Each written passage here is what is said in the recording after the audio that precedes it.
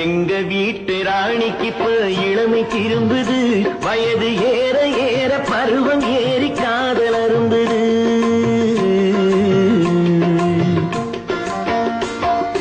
எங்க வீட்டு ராணிக்கு இப்ப இளமை திரும்புது, வயது ஏற ஏற பருவம் ஏறி காதல் அரும்புது.